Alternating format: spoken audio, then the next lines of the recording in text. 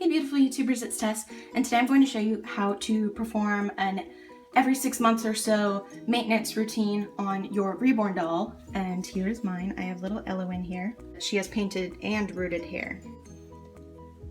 So I've set aside everything I don't need, and I've turned her so you can see her cuteness better. She is adorable. And I'm just going to gently get this one wet. And if you have a doll with particularly textured skin, what you want to do is you can plug up your sink, fill it up a little bit, and just add like just a little dab of Johnson's baby wash, and then just like, you know, swirl it around. And then you can do the same process that I'm doing, but then you might want to have 2 more gentle scrubs with just water.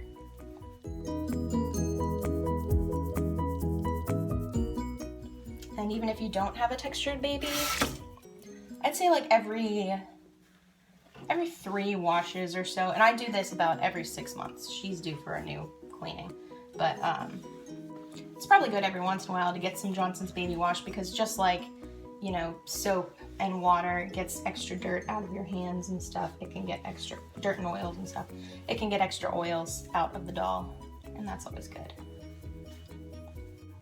And you always want to be super gentle with hands, especially very open hands like hers. It's okay to use stuff that's made for hair, but as for stuff that's made for human skin, you normally want to avoid it. You'd be more lucky with stuff that's made for dishes. Dawn dish detergent is probably the only detergent you should use. That's what I use to wash my kits before I paint them. And that would be something that I would use if I wanted to use soap on her today.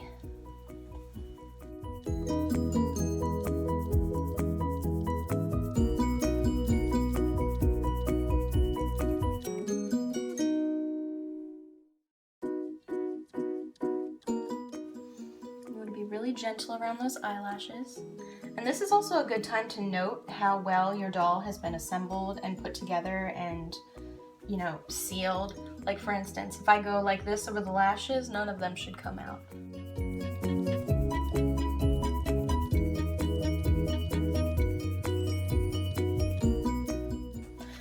And then you can take a Q-tip. What I do is I just get the Q-tip, you know, soak them wet, and then just dab it once. And you can go through the ears. And some babies have deeper ears than others. If you can't really get into the creases, what you might want to do is take a mechanical pencil, put the lead all the way back, and get like, if you have a baby cloth or something very thin, and like imagine this is the mechanical pencil, put the very thin cloth over it and use that as like a swab.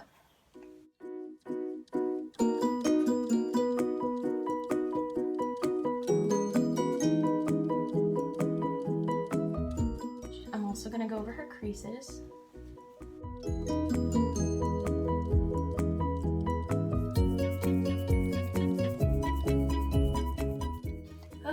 Okay. So once your baby's washed, if she's a little bit too wet, just take your towel and gently dry her off, but for the most part she can air dry. And particularly if you take care of hair like I do, occasionally using coconut oil, you want to avoid touching the hair with this washcloth, because sometimes the hair can have oils in it that you don't want to get on the rest of the skin. So we're saving the hair for later.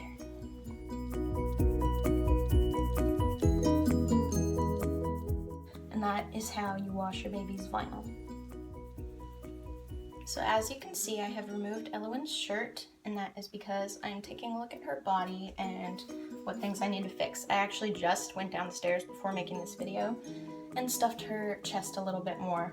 But you want enough room so that when you pull these shoulders together, you do not want them to touch, or else the body is a little bit too loose, which hers was too loose. What I'm gonna do is see if I can make the arms turn with the weighting she has now. Sorry, I'm adjusting my towel a little bit. You want the little belly pooch. You probably can't tell, but see, it's very proportionate. Her butt does kind of stick out a little bit. And if you feel like there's not enough fluff here, and this looks scary, but what you're gonna wanna do is take your baby by the legs, and then I kind of do this hold where I support the head and the arms and just hold her upside down. maybe plant her on a surface and then kind of squeeze her body out a little bit.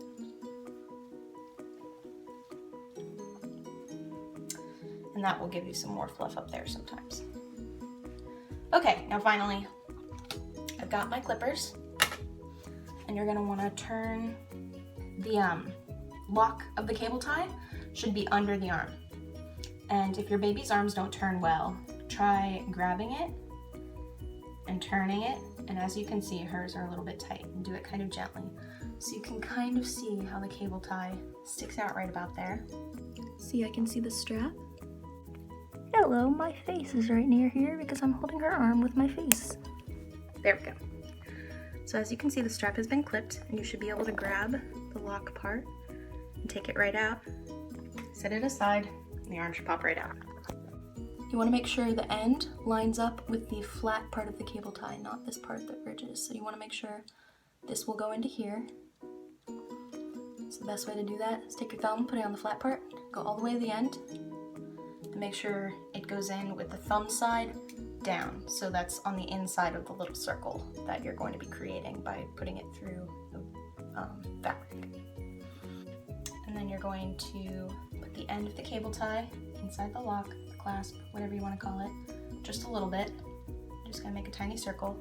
You want it to be tight enough that you can't pull the cable tie down and take the arm off, but you don't want it to be so tight that it can't move, unless you have a baby with three-quarter arms, because those joints will allow those arms to be mobile. And in that case, you just want to clip it right under the arm as tight as you can. And what I'm doing here is I'm pulling at the lock part of the cable tie to make sure it's not coming right off. Alright, I feel like that's the best I'm going to get with mobility. Like I said, it can be kind of difficult. Sorry, my hair's in your way.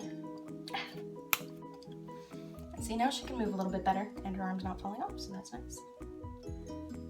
Now I'm going to review how to give your doll's mohair a little bit of restoration. I own dolls with Slumberland and Delta Dawn, and this works great for them. First, a little bit about hair.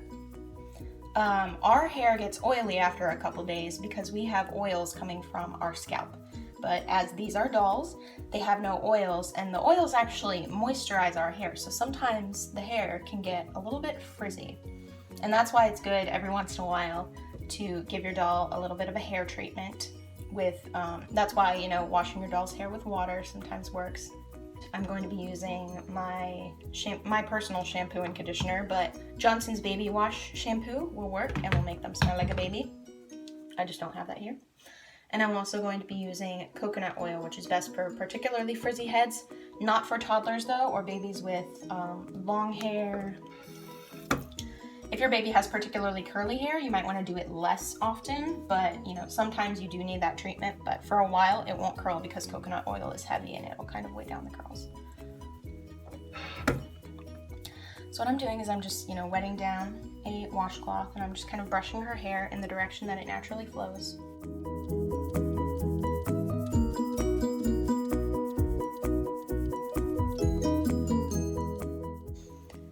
And now I have a toothbrush here. This is a specific for these dolls toothbrush. I don't use it for teeth. And once again, just brushing the hair in the direction that it flows.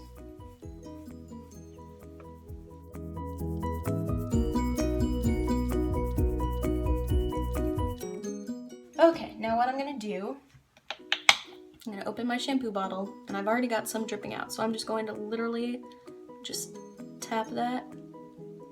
I don't know if you can see how little I have on there. I'm gonna kind of start at the swirl and just kind of brush it down. And it won't get bubbly or anything, you'll hardly notice.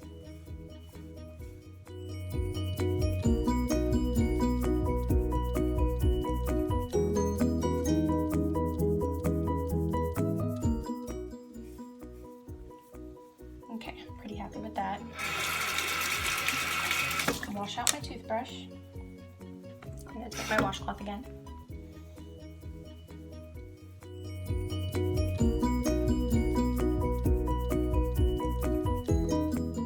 And then conditioner. I'm going to do the same thing.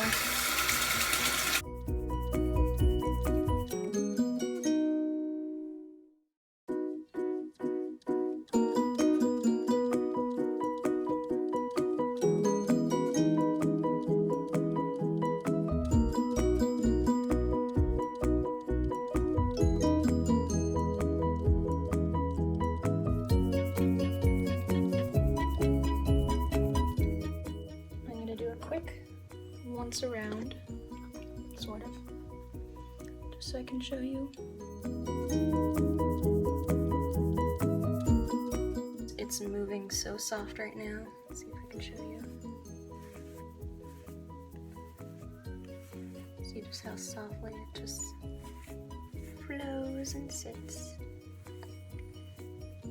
And you should have that light, gentle feel to it. Okay, now with your coconut oil, you are going to take a Q-tip and be careful because sometimes the even around the bottle can be greasy.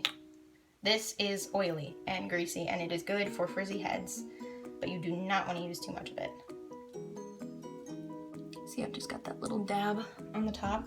The baby's hair won't, like, you'll get less flyaways, and it's really hard to explain. Babies do have that slightly greasy hair, but at the same time, greasy isn't the word that I would use. Yeah, you're just gonna kind of dab around, brush it in with your Q-tip first. I'm gonna put this toothbrush away and get my other toothbrush. It's actually the same kind, but I have one toothbrush for coconut oil and one toothbrush for just brushing like water and conditioner and stuff into the hair. And then, like I said, same thing, just brush it in.